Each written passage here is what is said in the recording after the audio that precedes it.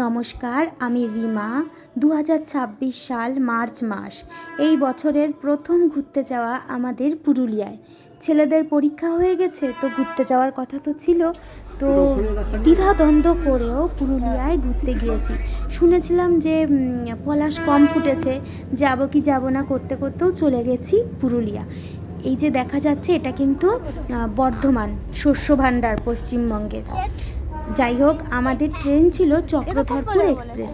তবে যাওয়ার আগের দিন জানতে পারি যে ট্রেনটা আরএসি হয়ে গেছে টিকিট আমাদের জন্য। তো আমরা যাওয়ার আগের দিন রাত 11টায় পূর্বা এক্সপ্রেস, যেটা সকাল 8:15-এ ছাড়ে, সেই ট্রেনের টিকিট কেটে রওনা দিই ধানবাদের উদ্দেশ্যে।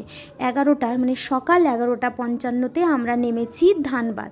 সেখানে নেমে আমরা কিছু আগে খাওয়া দাওয়া করে একটা গাড়ি ভাড়া করে নিয়ে রওনা দিই পুরুলিয়ার উদ্দেশ্যে। এই যে দেখা যাচ্ছে, এগুলো ধানবাদে কয়লার খনি। অনেকগুলো খনি দেখতে দেখতে গিয়েছি, ভালোই লাগছিল। ধানবাদেও কিন্তু অনেক পলাশ ফোটে, তবে এই বছর সেমনভাবে দেখতেই পাইনি ধানবাদে।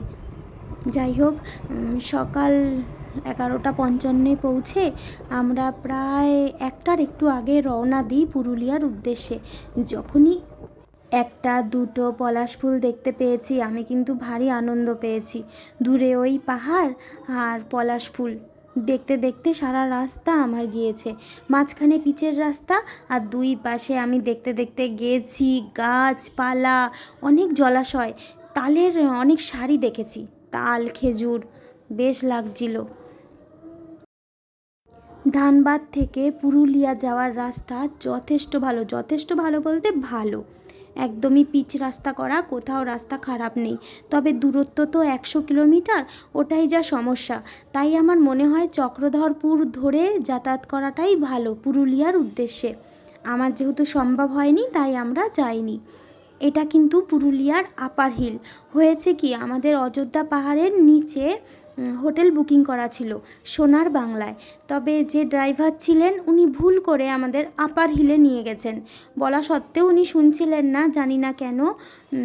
এই যে দুপাশে না জঙ্গল ছিল, শাল, মহুল, কুসুম, কুসুম গাছ অনেক হয়েছে বলে তো রয়েছেই। তবে লাল রং যে পাতা, কচি পাতা, সেটা অনেক দেখেছি। মাটির বাড়িগুলোও বেশ ভালো লাগছিল দেখতে। আমাদের চোখের জন্য হয়তো দেখতে ভালো, তবে এখানকার জীবনযাপন যথেষ্ট কষ্টকর। এবার আসি আমাদের যাতায়াতের ব্যাপারটায়। তো আমাদের পৌঁছে যাওয়ার কথা বিকালেই। একটু ভুল উঠে যাওয়ায়, মানে আপার হিলে উঠে যাওয়ায় গাড়িটা অনেক ঘুরে ঘুরে আবার পাহাড়ের নিচে এসে আমরা হোটেল পৌঁছাই। তো সন্ধ্যের একটু আগে আমরা পৌঁছেছি। তবে একটা ভালো হয়েছে, ভুলবশতই হোক, আমার আপার হিলটা দেখতে পাওয়াটা হয়ে গেছে।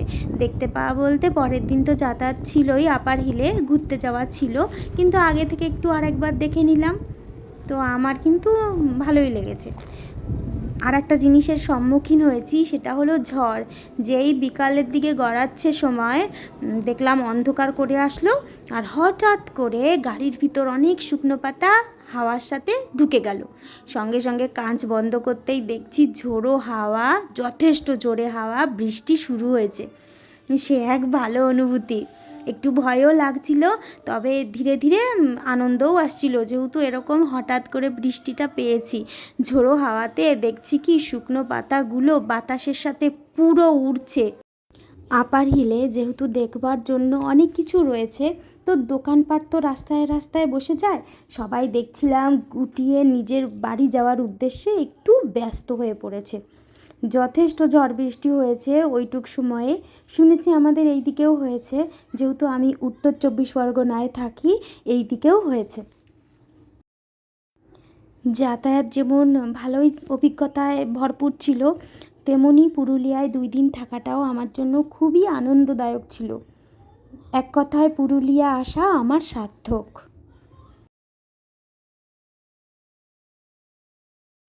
সম্ভবত এই জায়গাটার পাশেই দুর্গা ফলস রয়েছে। যে লোকজন একটু দৌড়ে যাচ্ছে নিজের নিজের গন্তব্যে। ভালোই বোঝা যাচ্ছে কাচের বাইরে যে কিভাবে বিদ্যুৎ চমকাচ্ছে আর ঝড় হচ্ছে।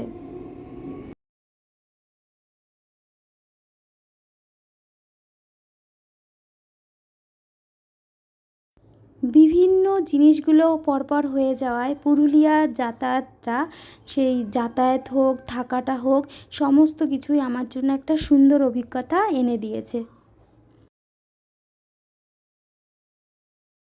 পাহাড় কিন্তু ভালোই লাগে ঝোড়ো হাওয়ায়, বৃষ্টিতে।